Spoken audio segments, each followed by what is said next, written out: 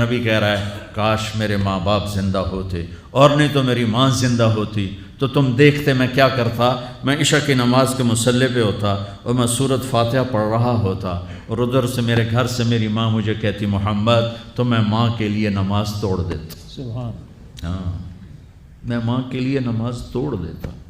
اور میرے نبی سے پوچھا گیا یا رسول اللہ قیامت کب آئے گی؟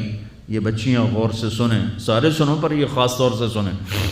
آپ نے کہا اللہ کو پتہ ہے، کہ یا رسول اللہ کوئی نشانی بتا دیں۔ تو آپ نے کہا جب بیٹیاں بھی ماؤں کو ذلیل کریں گی تو قیامت آئے گی، جب بیٹیاں بھی ماؤں کو ذلیل کریں گی تو قیامت، ان تلد الامۃ ربتہا، جب ماں کے ساتھ بیٹیاں نوکر جیسا سلوک کریں گی، نوکرانی جیسا سلوک کریں گی تو قیامت کے نکارے پہ چوٹ پڑ کے رہے گی۔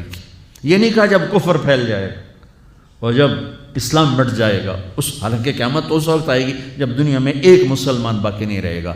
یہ واقعہ کی سنگینی کو بتانے کے لیے فرمایا جب ماؤں کو ذلیل کیا جائے گا قیامت آ جائے گی۔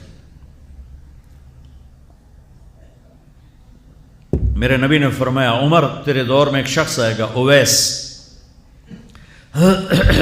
اس کا قبیلہ ہوگا مراد، آگے سب کاسٹ ہوگی قرن، اویس بن عامر، اسے دعا کروانا، وہ کالے رنگ کا ہوگا، چھوٹے قد کا ہوگا، اور اس سے دعا کروانا، دعا تو بھی کروانا، علی تو بھی کروانا، علی اور عمر اویس ان کے لیے دعا کریں۔ انہوں نے پوچھا کیوں؟ کہ اس نے ماں کی خدمت کر کے اللہ کو اتنا راضی کر دیا ہے، جب وہ ہاتھ اٹھاتا اللہ خالی نہیں لوٹاتا۔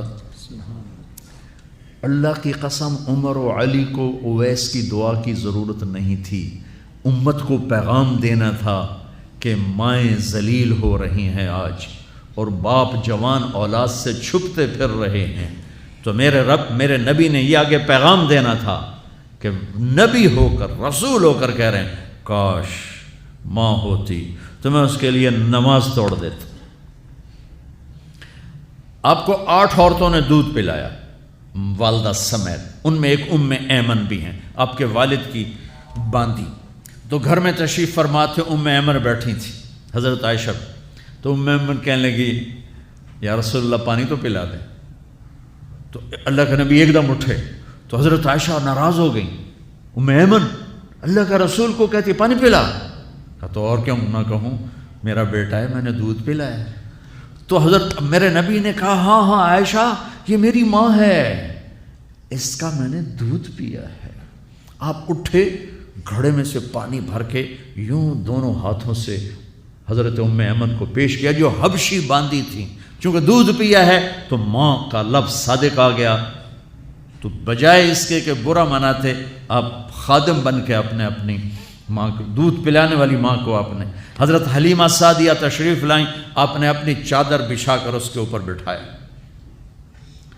حضرت عمر کا دور خلافت آیا، وہ ہر سال حج کرتے تھے، اور بھائی کوئی اویس ہے وہ ملتا ہی کوئی نہیں تھا۔ 3-4 سال گزر گئے تو کہنے لگے سارے حج اکٹھے ہو جاؤ بھائی، سارے حج اکٹھے ہو گئے۔ آپ نے کہا سب کھڑے ہو جاؤ، سارے کھڑے ہو گئے۔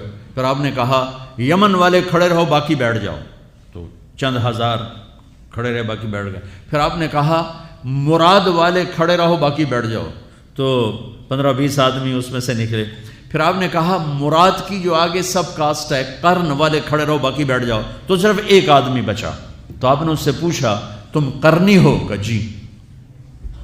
اویس کو جانتے ہو؟ کہ جی میرے بھائی کا بیٹا ہے۔ وہ تو تھوڑا سا ایسی ہے دیوانہ سا، آپ کیوں پوچھ رہے ہیں؟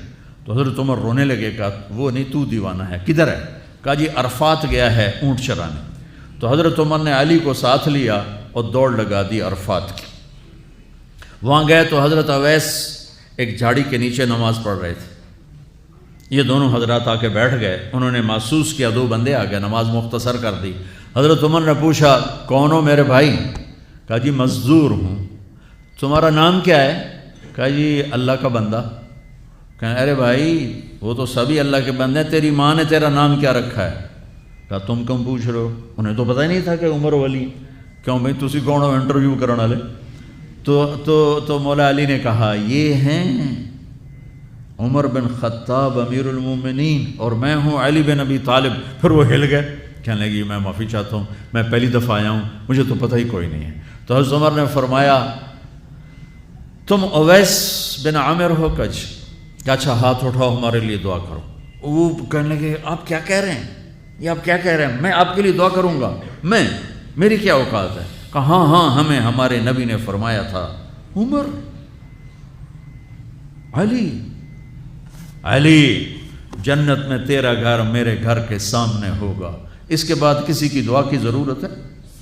عمر میں نے جنت میں محل دیکھا، میں نے پوچھا کس کا ہے، مجھے کہا گیا قریشی کا ہے، میں سمجھا میرا ہے، جانے لگا تو کہا گیا عمر بن خطاب کا ہے، ان کو اویس کی دعا کی ضرورت ہے؟ میدان عرفات میں 1.25 لاکھ صحابہ کے ساتھ آپ اونٹ پہ تشریف فرما ہیں، اونٹنی پر، تو آپ نے فرمایا اس وقت میرا اللہ میرے صحابہ پہ فخر کر رہا ہے اور عمر پہ خاص طور پہ فخر فرما رہا ہے۔ ہمیں پیغام دینا تھا، آنے والے زمانوں میں یہ ہونا تھا۔ سبحان اللہ۔ امام ابو حنیفہ کا نام تو سب کو معلوم ہے نا، ایک اور عالم بتاتا ہوں، عبد الرحمن بن ابی لیلہ، ان میں علمی کھٹ بڑھ تھی بہت زیادہ، آپس میں بنتی نہیں تھی۔ تو ابو حنیفہ جیسی ہستی جن کے کروڑوں فالوور آج ہیں، ان کی ماں کہتی نعمان یہ مسئلہ ہے جا کے عبد الرحمن سے پوچھ کے آ۔